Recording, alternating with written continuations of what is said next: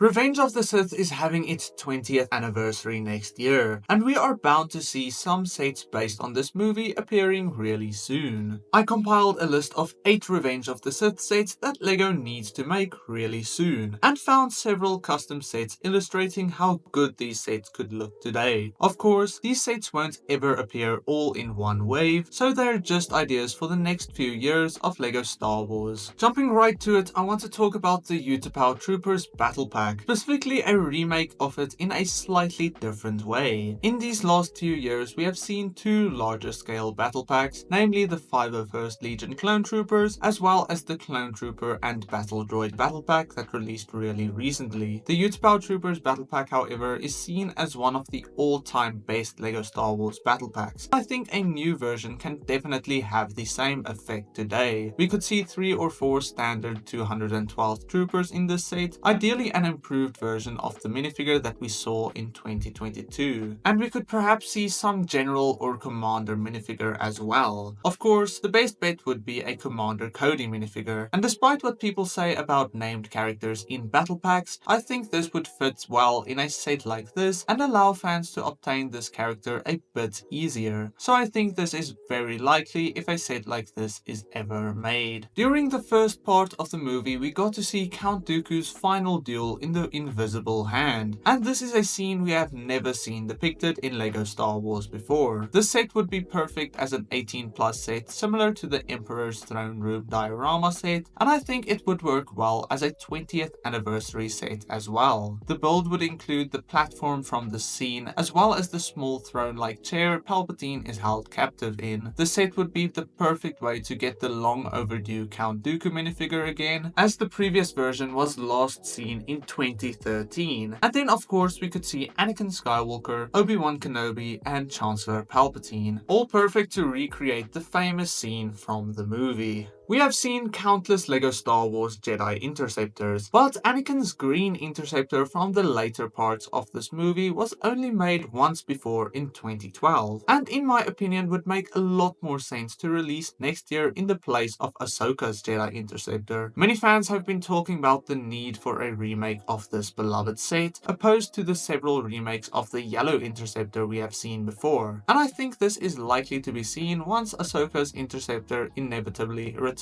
in a couple of years. We would of course see Anakin Skywalker in this set, perhaps with a Sith face once again, and we could also see a new version of Padme Amidala in this set, and perhaps also Obi-Wan Kenobi and of course R2-D2. Those would be the most realistic characters for a modern version of this set. On the topic of Jedi Interceptors, we haven't seen Obi-Wan Kenobi's blue interceptor from the later parts of the movie in a long time either, as the previous version was from the Hyperdrive booster set in 2007. Although I doubt we'll ever see this set with a Hyperdrive ring again, and honestly I would rather prefer it without the Hyperdrive ring, I think LEGO really should remake this set. Perhaps even prioritize it above Anakin's green interceptor, as we haven't seen it in so long. Of course, it would be similar to any other Jedi Interceptor, just in the blue color scheme, and would be based on the Utapau setting it is mostly seen at. For minifigures, we'd see Obi-Wan Kenobi and his astromech droid R4, and we could maybe even see one of the Utapau natives in the set, a minifigure we have never seen in LEGO Star Wars before. I love Jedi Starfighters and Interceptors in LEGO, so I definitely advocate for both of these sets to be made really soon. Perhaps the most desired set from this movie is a large-scale Duel on Mustafar set, and this is a set I am sure many people are anticipating to see in 2025 for the anniversary of this movie. This set has a lot more potential than, let's say, the Duel on the Invisible Hand, and I think it would sell much better as well, as it is easily the most iconic scene from Revenge of the Sith. The previous time we saw this scene was in 2020, and despite being a really good smaller set in my opinion at least, a larger scale set is definitely necessary as a display set for older fans to enjoy. Of course, it is a no-brainer that we will be seeing both Anakin Skywalker and Obi-Wan Kenobi in this set, although I'd really hope to see unique versions of these characters that will only be seen in this one set. The AT-OT is a vehicle we haven't seen in well over a decade, and never in its own separate set either. I think as a set based on Order 66 somewhere in the future,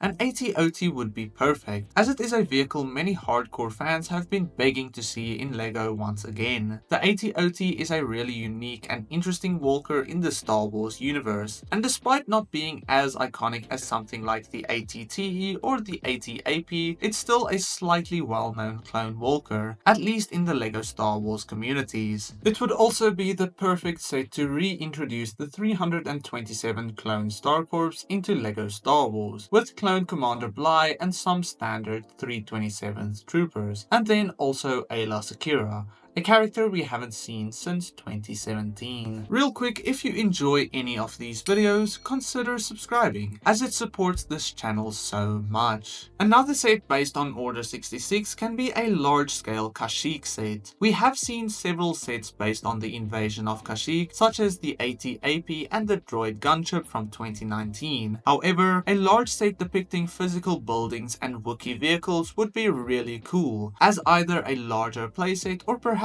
even a full-on Master Builder series set at the scale of something like the Ewok Village, which is a stretch, but I think it would be a really cool set for LEGO to make. We could perhaps see a bunch of small vehicles in the set, such as the Separatist tank droid and some Wookiee ornithopters, and then several of the large towers seen in the Kashyyyk villages. We could see very many minifigures in the set, such as a few of the 41st Legion clone troopers, as well as Commander Gree. We could also see some of the Jedi characters that are present in the scene, such as Yoda, and then just a bunch of Wookiee characters such as Chief Tarful and perhaps even Chewbacca, and then a few of the Kashyyyk battle droids as well to round it all off. The final set I want to talk about is a play-scale version of the Invisible Hand. A few years ago it wasn't certain whether we'd ever see an Invisible Hand in LEGO Star Wars, but with the recent 18+ Mediscale set, I think the potential for a full-on playset of the ship is definitely likely, as it is one of the most iconic Separatist capital ships from the prequel trilogy. It could easily be at the same scale as something like the latest Star Destroyer set and be built both for play and display. For those who own the Malevolence set, I think this set displayed next to the Malevolence would be so cool, and just the ideal set for many fans of LEGO Star Wars and Revenge of the Sith. It would also be an amazing set to get both a new version of Count Dooku